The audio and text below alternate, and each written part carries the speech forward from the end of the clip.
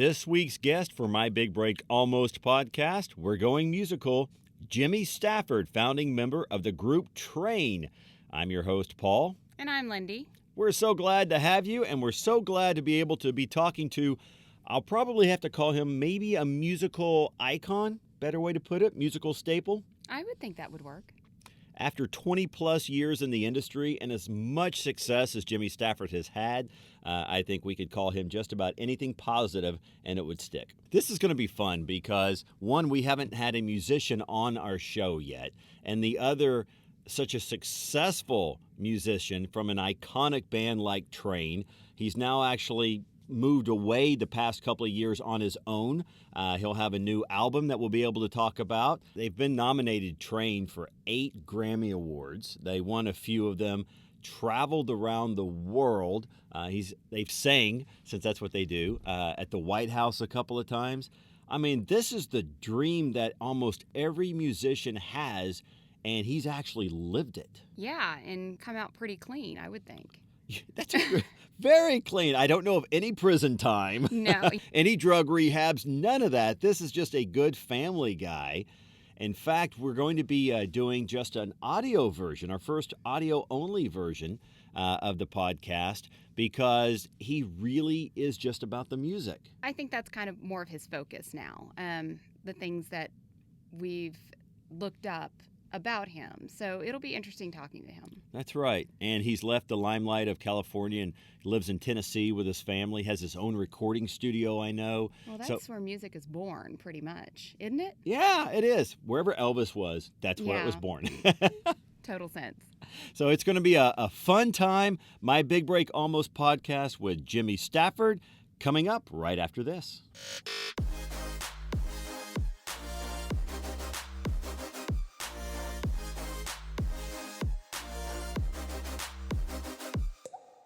Thanks for taking the time. We really, really appreciate you being on our show. Oh, yeah, my pleasure. Thanks for having me. Yeah, this is really exciting. This is our first actually phone chat, not video chat. So that's why we I probably hit the wrong button. I've done so many interviews and stuff over the years that part of the thing I didn't miss about leaving the band when we parted ways was actually stuff like this. and like all the press that we did so much press, like constantly just interviews and having to be on and look right, and just I don't know, it all to me wasn't musical. It didn't feel like it wasn't what I signed up to do. Yeah. So yeah, I just kind of, whenever I do interviews these days, I mostly just do phone interviews because I just want to be able to be myself and not be stressed out about what I'm wearing and if I need to shave and all that kind of stuff, I'm the same way. I don't want to, feel like I'm on display for other people to kind of judge. And I totally get that, even though I have no clue exactly what it takes to actually do everything that you did when you were in the group. But I can definitely relate to how exhausting and overwhelming that can be. So that's good that you've kind of found your own inner peace. I think that's great. And this is great because neither Lindy or I shaved for this, so this is fun for both of us. Yeah, me either. Great. Well, we have a special guest. When somebody's been in the music industry for over 20 years and survived, and not only survived, but succeeded more than any musician could probably dream of. Today we are talking with Jimmy Stafford, one of the founding members of Train, and now has ventured on his own. We're going to dive back, if it's okay, Jimmy, with kind of your early days and some of the, recalling some of the fun early stories. And then we'll move into the success we know Train for, and then a lot of what you're doing today as a solo artist, if that's okay. Yeah, okay. We have a lot to get to, it sounds like. We do, yeah. We're going to cover 20 years in about half an hour or so. So I hope you can talk fast.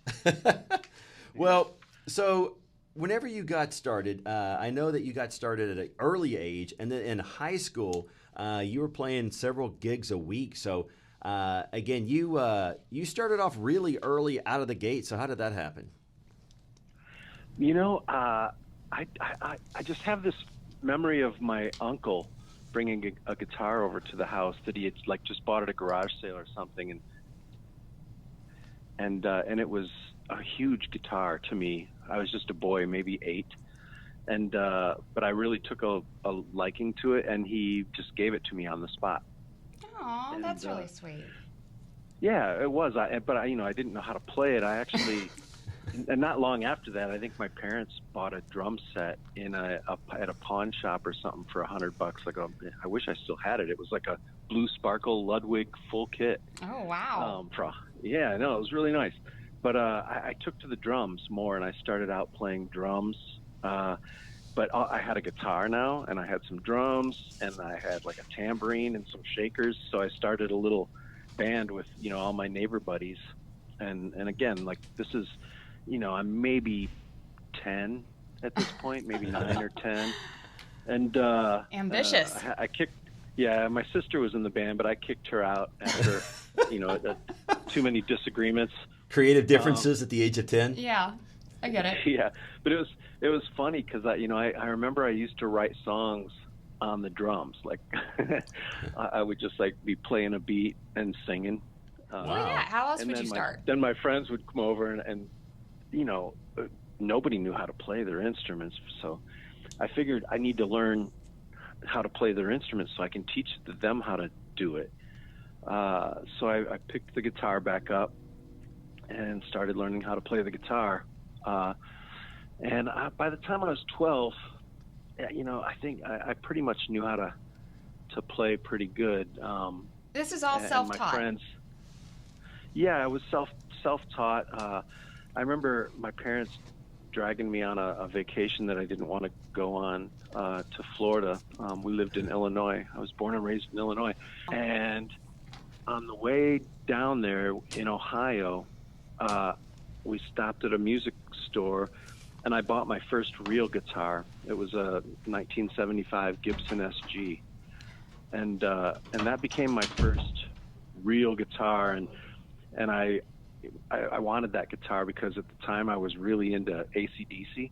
Oh yeah, love it. And that's the kind of guitar Angus played. So so the whole way down to Florida, I learned just a ton of AC/DC songs by the time. But, wow, that was quite a drive then, wasn't it? It you was were a long prepared, drive, but also, yeah, it was a long drive, and I also didn't leave the hotel for 2 weeks while we were there. My parents and my sister went out on like fishing trips and all this stuff, and I just sat in the room and played that guitar. By the time I returned back home, I knew like a ton of AC/DC and Cheap Trick songs, and I showed them all to my buddies, and we started a band. And by the time I was in high school, I think like the first month I was in high school, we got asked to play a after football game gig in the cafeteria. And which was like frightening. It was, I'm all we sure. knew was like AC/DC and Cheap Trick songs, and I was either going to, as an incoming freshman, I was either going to be really popular or get my ass kicked by all the seniors. And how did it turn out? It actually it turned out great. Everybody loved us. Of course, we didn't play any originals. It was all AC/DC and Cheap Trick, like I said. High school. So I mean, who can blame you?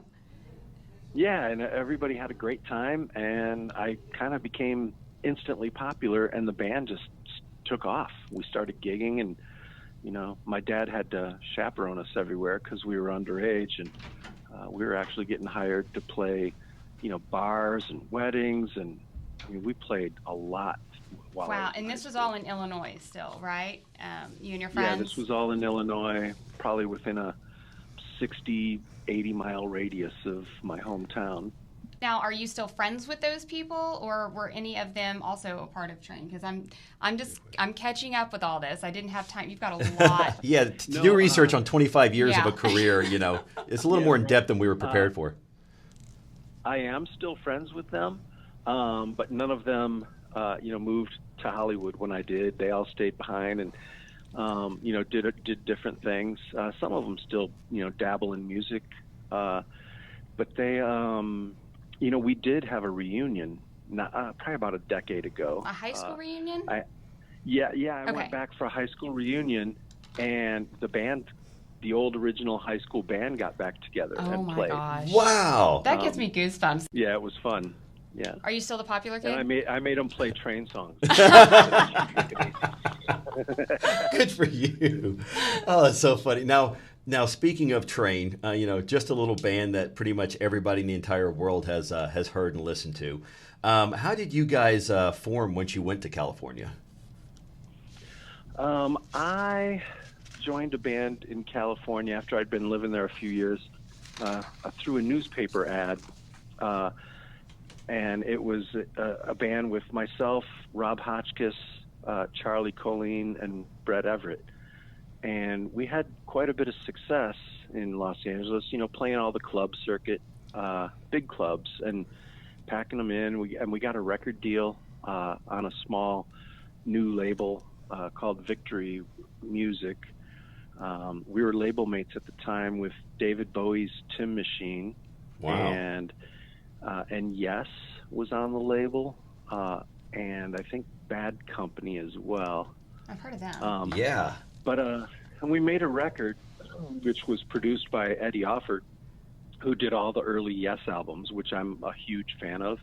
And he's responsible for their sound in the early days. And it was amazing working with him, but it didn't really fit. We didn't really fit well together. The record was just kind of all over the place and didn't really sound like the band that all the people were coming out to see live, and it just didn't work.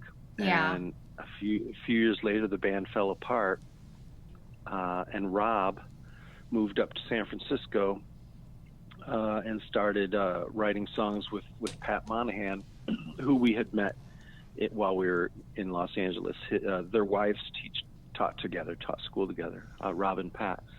And so Pat used to come out to Apostles shows. That was the name of the band, the Apostles. And so when Rob and Pat started writing together, after a month or so, they called me up and asked if I wanted to come up and join them. And I had nothing really going on then because the Apostles had broken up, and I was kind of doing my own thing, playing coffee houses and stuff. But the Northridge earthquake had hit. And I lost my apartment in the earthquake, and it was just like, I was just kind of feeling like it was the right time for a change. Yeah.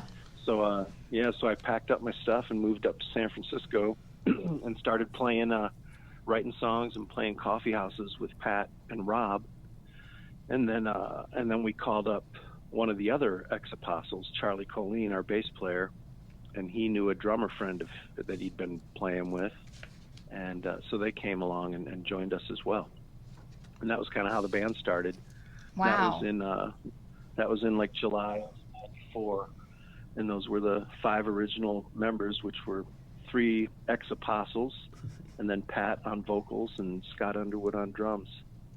That's incredible. That Now, is it anything like the movie Spinal Tap when you're doing some of those early gigs? Is it anything close to something like that? Did you have any crazy stories about some of the places you guys played at in the early days? I mean, there were a lot of Spinal Tap moments. And not even just in the early days. Like even in the later days when you're like, you can't find your way to the stage. Rock and roll. Rock and roll. Yeah, just stuff like that. And I mean, yeah, and being on, I remember the scene in Spinal Tap where they show up to do a gig after they're kind of on their downfall, and it's like a Holiday Inn or something, and it's like the headline is Puppet Show. Spinal Tap. But yeah, I mean, we've had our moments. I mean, we were pretty. It was a pretty charmed life, though. Even in the early days, like things just kind of happened for a reason. We had some pitfalls with, like our initial record deal. We'd made our way up through the clubs in San Francisco and become one of the biggest, most popular bands in the city. And we were seen by an A&R guy from Columbia Records who wanted to sign us, and we had to fly to New York to do a showcase for the label. Mm-hmm. But he kind of made it clear to us that it was just a formality. Just go to New York, play some songs at this club. We'll set it all up, and all the executives will come down, and we'll, go out to dinner and have a big signing party the next day. So we flew to New York, got wine and dine the night before, and then had a good time. But the day of the show, we made the mistake of drinking all day. Oh. And I mean, the band was just, we were still kind of in our, party phase, and and we were kind of celebrating putting the cart before the horse a little bit. And began the celebration early. Yeah, you didn't have a financial advisor then, did you? Well, the thing is, or was he partying with you? Yeah, we did. We actually did. Wow. Financial guy, and we had a manager who was with us, but he was an alcoholic. Oh well, perfect. Yeah. So perfect. Money and alcohol, what could go wrong? Yeah, I think he was buying the drinks. Oh wow. So yeah. But during sound check, we were drinking and stuff, and then the show was late. It's what we're gonna do. So we had dinner and we had more drinks, and by the time we performed, it was sloppy at best. Our performance was not good, and about 3 songs into our 45-minute set, we started seeing the executives leaving the room. Wow. Yeah. And so the next morning, we all met in the lobby to get back on the plane and fly back home to San Francisco. And our management informed us that they passed on us. They weren't going to sign us. Man, that must have been crushing. Yeah, and the A&R guy that flew us there and set the whole thing up was fired. Goodness. Well, I would think that he'd give you another chance. They would, given the situation. Yeah. Well, that day, after the A&R guy was fired, and he cleaned out his desk, he slammed his finger in a cab door in New York, and the cab drove off with his finger. He lost his finger. No way. I mean, it was just the whole thing was just it was just really bad. The whole thing was bad. So we went back to San Francisco with our tail between our legs. And no record all your deal. fingers. we did have all of our fingers. Pat quit drinking from that point, I'm sure. blaming it all on that, and he didn't have a drink for 12 years after that. Wow. Just 12? But he went back to drinking? Yeah, after 12. Well, we started a wine company later, after Hey Soul Sister came out, and because Pat didn't drink, they made me and I love my wine. Uh-huh. They made me the face of the company. So I was doing all the promotion and the meet and greets for the wine company, and meeting with all the wine distributors, at backstage after all the shows. On top of also your albums and everything that you're still doing with the band, right? Yeah, on top of everything else, I was doing all that. So I was doing a lot of extra work, which I didn't mind because, singers just inherently do a lot of extra work. So I actually felt good about it because I felt like I was, carrying my weight a little bit more. Yeah. When you have a plan think, B, C, and you don't know how. But the wine started doing really well though. Oh. We were selling, millions of bottles, and then I think Pat was feeling a little left out of the situation, so he started drinking again, and just wine. But yeah. Then he kind of took things over, especially when I left. When we parted ways. So you no longer have it anymore? No, we do. Okay. But I'm not sure how it's doing. I don't see it around in the stores and stuff like I used to. And but I don't know. That just could be just the natural path of the band. When a band is around for that long, like Train has been. Even though you have this legacy and this fan base, you just can't keep it up forever. Even bands like Journey, they still go out and play and do well. But if I go see if I go see Journey or the Stones or Paul McCartney, I don't want to hear any of your new stuff. You know? That's true. You're You kind know? of like smacked with it all the time. I can only imagine how you love your songs, but at the same time, Yeah, you know. I mean, it's really tough because as an artist, you still want to be creative. Yeah. And I mean, that's what it's all about. If you can't be creative, you know, I mean, and I know that that's how Pat feels. Like he's got to be creative and keep going. He can't just go out and play the hits and call it a day and go on these, you know, annual play the hits tours. You know, he's got to make new music. It's just in his psyche. And I think, you know, it's in most musicians' psyche, but I think some of those bands realize, you know, as they get older and been around for a long time, that you got to give the fans what they want to hear and maybe slip in a new song once in a while. That's true. I'm trying to think of a band that's Yeah. even been out, you know, as far as just like pretty much stood the test of time with constantly With new songs. But Yeah. you're right. You still want to pick one or two per album and go back to the classics and listen to those because that's what you're used to singing to as a fan. Now, Yeah. yeah, and speaking of fans, you guys played some giant venues. What are some of the special memories that, stick out? And I know you have too many of them probably to mention, but, you did the White House, you did, packed stadiums. What are some of the special memories during the heyday of Train that you can remember?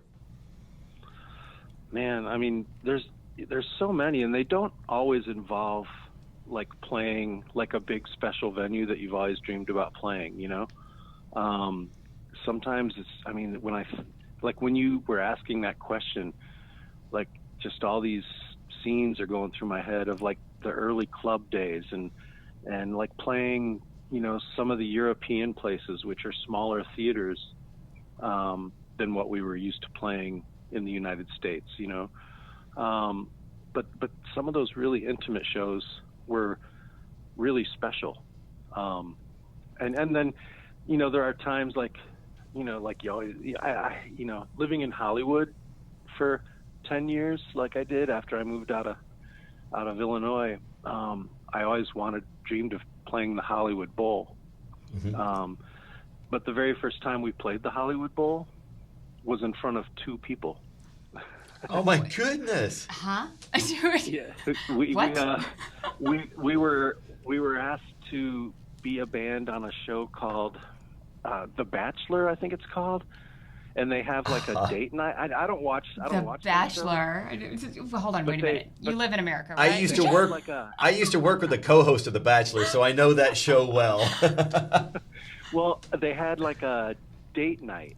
Okay. Where he was taking the girl out to a date, and I guess as part of the show, they would have like, or every season they would have like a special band, something special go on. So their date night was, they were set up at this nice table with champagne and all this stuff, very romantic, at the Hollywood Bowl. But they were the only 2 people out there in the audience. And then the Hollywood Bowl has like one of those rotating stages. Oh, Yes. it So you does? can't Ooh, tell. fun. Yeah, so, like if you ever saw footage of the Beatles when they played there back in the 60s, like the stage just kind of rotates around and there's the Beatles, and so that's what happened. They rotated the stage around and there's Train, and we played our song Marry Me, which was a big hit at the time. And that was my first time playing the Hollywood Bowl. Wow. And did they tell you when you got on the stage that there would only be 2 people? Yeah. Okay. We knew what it was about. Okay. The expectations were there. Yeah, we had rehearsed it earlier in the day without the couple being there, and we had sound checked, so we knew what it was about, and it was just cool to be there and to be up on that stage. But it's kind of a funny story that I finally made it to the Hollywood Bowl, and there was only 2 people there. And you never got to perform there ever again in front of like a bunch of people? We did. We played there several times after that to sold out crowds. So you got to go round and round and round a couple of times, right, on the stage? Yeah. When we played there as headliners later on, we didn't do the surprise turnaround thing because, everybody was there to see us, so. Okay. Was no surprise? There was no surprise. No. Did you at least get a standing ovation from the 2 people that were there? I know, right? Oh, yeah. Because it wasn't about them. It was about you. Yeah. Yeah. Well, she had no idea. So she was just, she was all just like bubbly and freaking out, and like, we played like, 2 or 3 songs, and while they ate. we played in front of 2 people who weren't even really watching us. I know, right?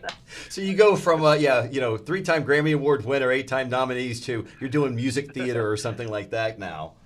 Background dinner theater. Crazy. I know. It's like, who's Train? Yeah. Who's that? There were times like that, and shows like that we had to do, and it's interesting because you do those things, but you know that millions of people are going to watch it. Right. Yeah.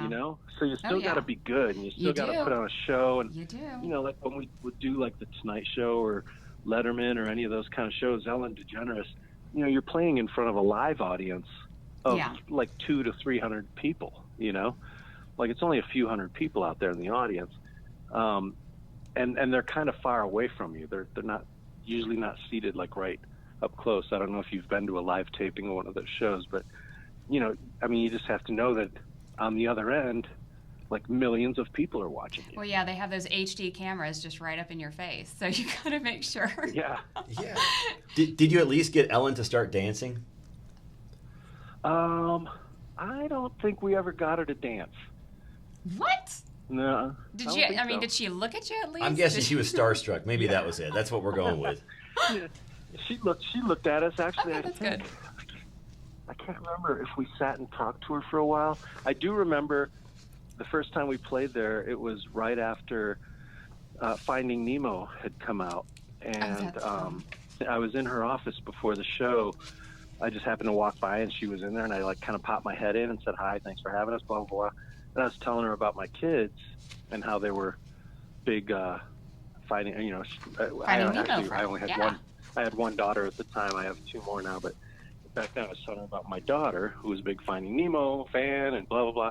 And she signed a book, a Finding Nemo, like, kids book. Oh, how neat. She just had them at the ready for you. Yes, well, she had like a stack on her desk. That's really sweet. That's exciting. I bet you were a hero. Really nice. My kid at the time didn't really care about the signature. She was just like, cool, Finding Nemo book. What's it like whenever you're, driving and listening on the radio and, one of your songs comes up? He switches stations. That's what he does. How does that feel for you? Well, she's right. She about spit out her coffee. Yeah, we can can chat just by ourselves because I feel like we're the same people here. Yeah, it's, in the early days, not even in the early days, it's always exciting. To hear your song on the radio for the first time. Like when a new single comes out and you first hear it on the radio, you're like, woohoo. But, you get so close to the music when you're writing it and recording it and working on it for months and then having to go out on tour and play it all the time. And now with the history I've had with the band and stuff, like, honestly, if a song comes on the radio, I'm happy. I'm glad that the radio is still playing Train music and I'm still getting a royalty check. Heck yeah. But I don't want to listen to it. Yeah. I understand. Now, once you detoured and you talked a couple of times about, it's about the music, which is to me the purest form, which I think is great. Now that you've gone solo, you had No Man's Land, and then Shine Like the Sun. What are you, I guess, most proud of recently, and what are you working on that you're proud that will be coming out? Well, the thing is, with Train, when the band started out, we all wrote songs together. And sometimes it was like 2 guys or 3 guys, or but always the whole band was always working on it together. Like Queen. And like through the years, that kind of changed. Like mostly, like when Hey Soul Sister came out, Pat started working with some outside writers for the first time, and the thing is, it worked because like Hey Soul Sister, he wrote with, I think these guys were from Sweden, and it worked. Obviously, that song was Yeah. really big for us. Yeah, it was. So It is. I mean, I was happy about it too, because we have all this success, and all of a sudden we went from playing 3 to 5,000 seaters to playing 15,000 seat amphitheaters. Yeah, It's pressure's on. everything. Yeah, it was all good, but and then he kept writing with those guys. They wrote Drive By together, and 50 Ways to Say Goodbye, and a song called Bruises, and they wrote quite a bit together. I think they still write together. Yeah. But with that happening, the band writing together days were over. So did you guys and split? I didn't. I mean, as far I as didn't like miss growing it. apart? Well, it's not like we were growing apart. I mean, we were actually maybe closer than ever, because we were touring a lot more, and we were, touring in more fashionably, more luxuriously, nicer hotels, our own buses. Everything was good. Money was coming in, tickets were selling, it was all good. But after a few records of that, you kind of start missing the creative side of it that you used to be involved in. I didn't realize it at the time. You're busy. Yeah, we were super busy. And I had gotten married, and had a couple of babies, and I just I started feeling detached from it all, because they weren't my songs anymore. Mm-hmm. You were singing someone else's. Yeah, they were being written by someone else, and I didn't even love all of them, Oh, and that some of them, stinks. And some who of would them approve? became. Sorry, what'd you say? I'm sorry. Oh, I was just saying, who would approve them then if you didn't really Well, care that's- for some I of mean, them? Kind of Pat's call, That's or? the thing. I mean, I did have a say in what went on the records and stuff, so that became an issue, because Pat was working really hard on these songs, writing these songs with other people, and he would love them. Yeah. But if I didn't, or if Scott didn't, we wouldn't want them on the record. And there just started being issues with that stuff. And Yeah. eventually, after Scott left the band in 2013, he left. It just, then it was just me and Pat. We were the only two original guys left. So who would it just come all of a sudden whenever that he would leave, or did he kind of give you like a, my 2 weeks notice kind of situation? No, I actually, after Scott left, I knew it was just a matter of time. Then Yeah. it wasn't really a democracy anymore. It was just me against Pat, and I was always, like I said, I didn't always like the music. I didn't like some of the decisions that were being made business-wise, Mm-hmm. Touring-wise, recording-wise. Just a lot of decisions were being made that Pat would always win those arguments, because he's the singer, and management, just wants to keep him happy, keep him working, keep him busy, and so I just kind of got to a point where I was like, maybe it's time to Part ways. sell my part of the company, and move on, and enjoy my family. And I really had no interest. I didn't think I'd continue to do music when I left. But Pat and I sat down and talked about it, and we had a very mutual, nice parting. Everything was good. We're still that's friends. good.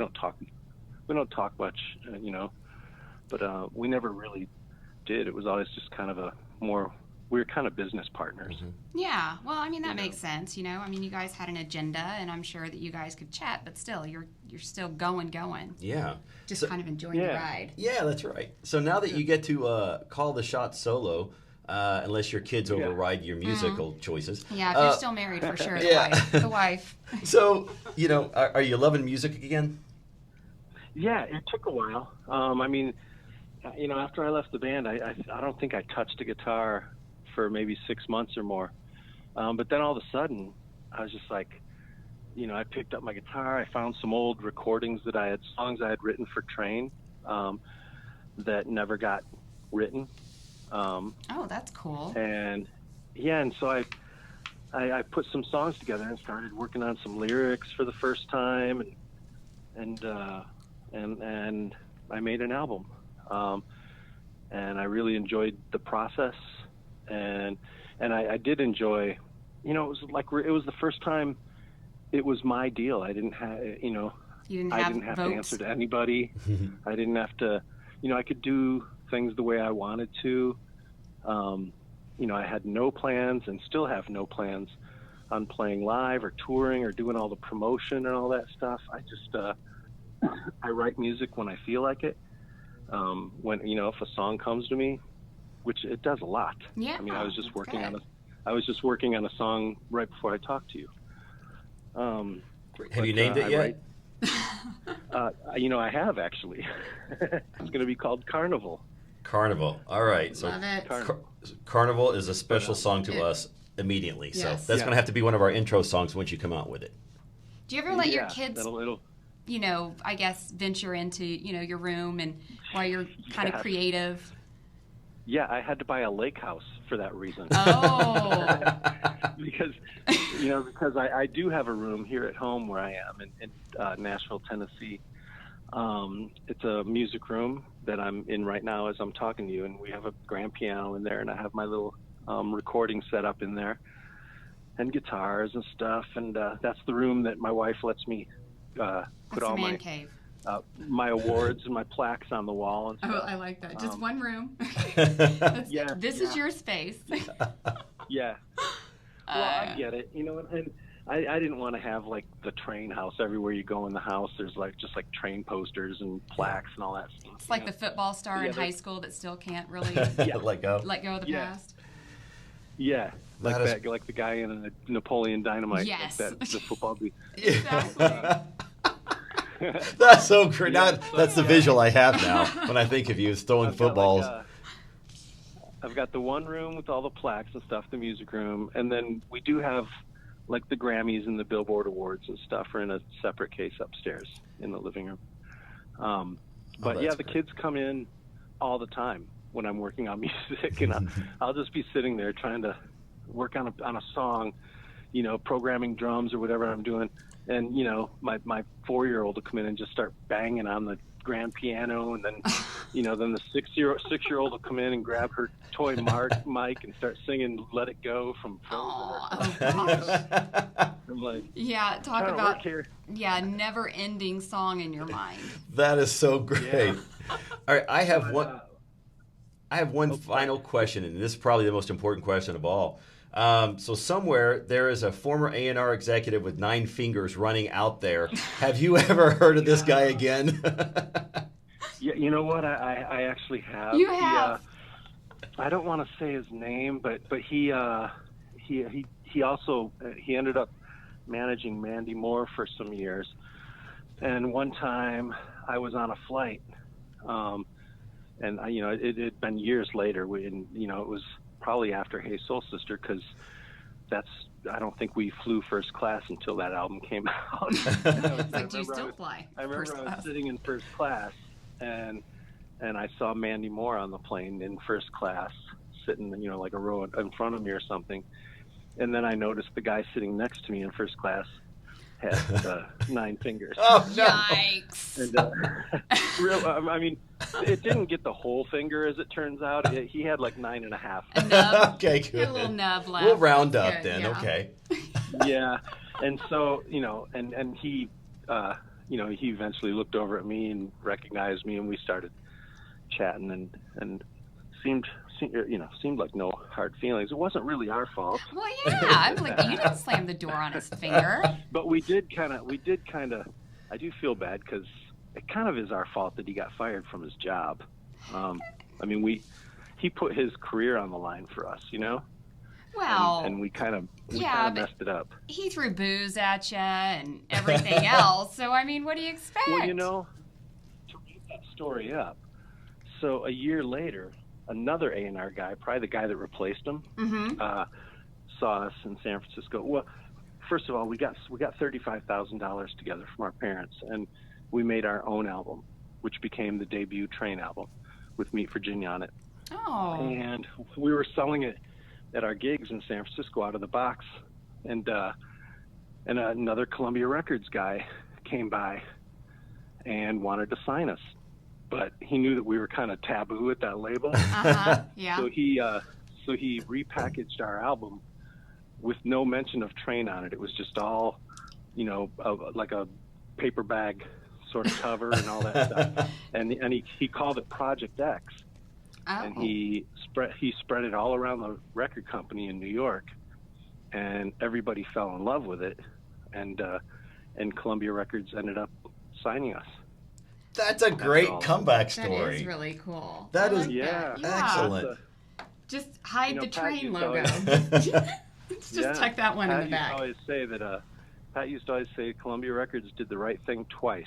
Oh, I like that. That is good. I like I that. mean, when they passed on us, it was the right thing to do, and we weren't ready. We went back to San Francisco and we grew up. Yeah. We grew up as a band, and then they did the right thing again when they signed us a few years later. That's really That cool. is a great story. Well, you can check out Jimmy Stafford's latest music, I'm assuming, on your website, jimmystaffordmusic.com. Is that right? Yep, there. It's also available on anywhere. You can, get music, iTunes, Apple Play, Spotify. Google, Amazon, all that. My latest album is called New Adventures in Wonderland, and I just released it last week. Oh, wonderful. Is Wonderful. it a Christmas album, or is it, because I'm like stuck on Christmas since it's December, but still, is it like that, or is it a completely different Wonderland that you're talking about? It's a completely different Wonderland. Okay, not Christmas. Yeah. Okay, got it. It's definitely not a Christmas album. You should do that. You should do that. Start working on it next Christmas. You can write all new Christmas songs. I think the others have all been done. Maybe your kid will stop singing "Let It Go." Yeah, right. Yeah. I think I'll let my kids write that one. Oh, well, there you go. That's perfect. Hey, Jimmy, thank you so much for being on. This was a thank you. blast. It has been. It's been great. My pleasure. Wonderful. Love the stories. We can't wait to hear the new album, Thank you. New Adventures in Wonderland. Check it out, and we will be doing the same thing. So thank you so much, Jimmy. You have a great day. All right, you too. Thank you, guys. Thank you. Goodbye. I really liked hearing Jimmy Stafford. It's just amazing all the different experiences that somebody can have and still have the passion to keep going in a different direction. Yeah, I think that, happens a lot for most people in that industry. I still picture them like Spinal Tap. Rock and roll. I wish I could hear some more of those stories, and I really do want to dive into those next time about all the different kind of what ifs. But it sounds like he just looks back at everything's fond of his journey. He looks back at it fondly, and it wasn't any kind of like, oh, I can't believe this was the worst experience in the world, but we survived. I mean, everything seemed to actually work out really well. He wasn't negative towards anything. Yeah. He took it in stride. Yeah, so I thought that was really neat. Yeah. I couldn't imagine playing second fiddle to a puppet show at the Holiday Inn. He said the headline is the puppet show, and he's second billing. Oh, they've come a long way. But that would be really kind of cool at first to hear your own song, and then after a while on the radio, you probably, okay, that's enough of that. Yeah, it's kind of like a nightmare that won't end. Think about it too. When you're going to sleep, you just kind of hum it in your mind, and then it's just like stuck there. And I read where Hey Soul Sister sold over 15 million copies. That's unreal. 15 million copies for that song. Can you imagine how many times he's had to sing that? I just want $1 of each of those millions. That's probably what they got. Oh, I'm sure. Wow. Yeah. So if you need a loan, just contact Jimmy Stafford. Yes. Yeah. But, and again, he got out of the limelight, moved to Tennessee, and still making music with his own albums that we will still be promoting so that way you can hear, because the talent lives on, even though he moves on. Yeah, what was the... The Wonderland. Yes, the Wonderland. Yes. In fact, when we talked to him, he was working on Carnival, and his new album, which just comes out, is New Adventures in Wonderland. So Yes. we're going to have to Maybe play we some could clips. send a link or something. Yeah, we'll do that. We'll get very high tech and we'll put a link to his album. We'll Yeah. try. But I think it's cool to listen to, and I would like to kind of hear what his vision is, because we saw what Trains was, or listen to what Trains was when you actually get different people involved in it. I really would like to hear what his vision of music is, because that's what he actually gets to make now. It's his own vision. That's true, but I mean, that's what the album's for. That is his vision. Exactly. Don't So you think? that is his vision. Get the album. Just get the album. You can hear his vision. That's what we'll do. We'll get the album, New Adventures in Wonderland. But Jimmy Stafford, really fun guest, and we hope you guys enjoyed it as much as we did. Yes. And we hope you will join us next week for My Big Break Almost. See you then. Bye.